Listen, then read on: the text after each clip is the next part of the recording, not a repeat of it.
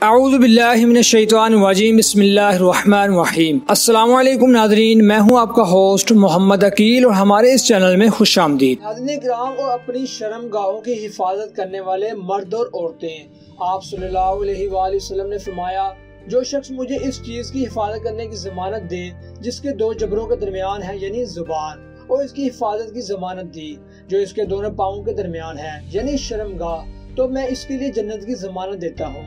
یہ دونوں چیزیں بھٹک جائیں تو انسان گمراہی کا شکار ہو جاتا ہے، تو انسان کی ساری شخصیت مسخ ہو کر رہ جاتی ہے۔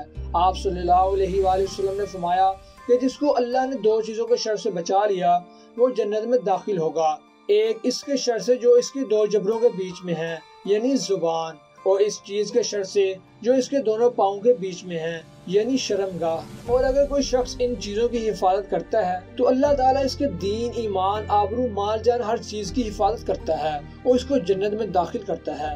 اور آپ صلی اللہ علیہ وآلہ وسلم نے فرمایا کہ بے حیائی جس چیز میں ہوتی ہے اسے عیبدار بنا دیتی ہے، اور حیا جس چیز میں ہوتی ہے اسے زینت بخشتی ہے۔ اور آپ نے یہ بھی فرمایا، اور حیا نہیں لاتا مگر خیر ہی خیر اور بھلائی ہی بھلائی ہے۔ اب ان یہ دو چیزوں سے بچنا ہے، یعنی دو چیزوں کی حفاظت اہم ترین چیز ہے، ایک تو زنا سے پرہیز کرنا اور دوسرا عمل قوم لوط یعنی ان سے بچنا، یعنی ان جیسی حرکتوں سے بچنا، اور اپنے آپ کو ننگا یعنی برہنہ ہونے سے بچانا۔ اور ناظرین کرام، اسی کے ساتھ ہی خواتین کے سامنے ننگا ہونے میں کوئی فرق محسوس نہیں کرتی۔ بعض اعضاء یہ دیکھا گیا ہے کہ یہ باڈی ویکس بھی کرواتے ہیں اور اس میں سارے اعضاء وہ ایک خاتون دوسری خاتون کے سامنے کرتے ہیں اور کہتے ہیں کہ اس سے کیا فرق پڑتا ہے، عورت ہی تو ہے۔ تو ناظرین، اس چیزوں سے قرآن پاک میں منع کیا گیا ہے۔ ناظرین کرام، قرآن پاک تو ہمیں یہ تعلیم دے رہا ہے کہ والحافظین فروجہم والحافظات، کہ عورت کا عورت کے سامنے بھی ستر ہے اور اپنے جسم کے اعضاء کو چھپانا ہے، اور عورت کا عورت کے سامنے بھی حیا کا ضمن ہے۔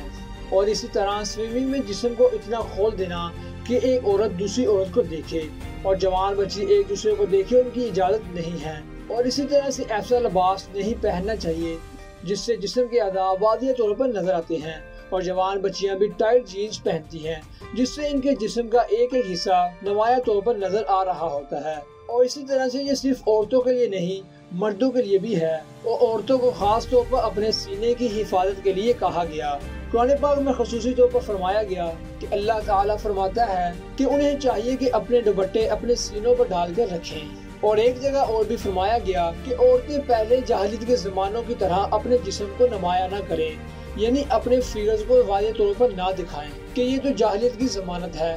آج ہم انہیں ماڈرن دور کی ضمانت سمجھتے ہیں۔ تو ناظرین، آخر میں اللہ سے دعا ہے کہ اللہ تعالیٰ ہمیں حضور پاک صلی اللہ علیہ وآلہ وسلم کی تعلیمات کے بتائے ہوئے طریقے کے مطابق اپنی زندگی بسر کرنے کی توفیق عطا فرمائے، آمین ثم آمین۔ تو دوستو، اسی کے ساتھ ہی آج کی ہماری ویڈیو کا اختتام ہوتا ہے۔ ہم امید کرتے ہیں کہ آپ کو یہ آج کی ہماری ویڈیو پسند آئی ہوگی۔ ویڈیو پسند آنے کی صورت میں ہمارے چینل کو سبسکرائب، ویڈیو کو لائک اور شیئر ضرور کیجیے، اور پاس میں موجود بیل آئیکن کو بھی کلک کیجیے تاکہ آپ کو ہماری ہر نئی آنے والی ویڈیو کا نوٹیفیکیشن ملتا رہے۔ اپنے دوستوں اور رشتہ داروں اور دنیا کے تمام لوگوں کا بہت خیال رکھیے گا۔ پھر ملتے ہیں ایک اچھی نئی ویڈیو کے ساتھ، تب تک کے لیے اللہ حافظ۔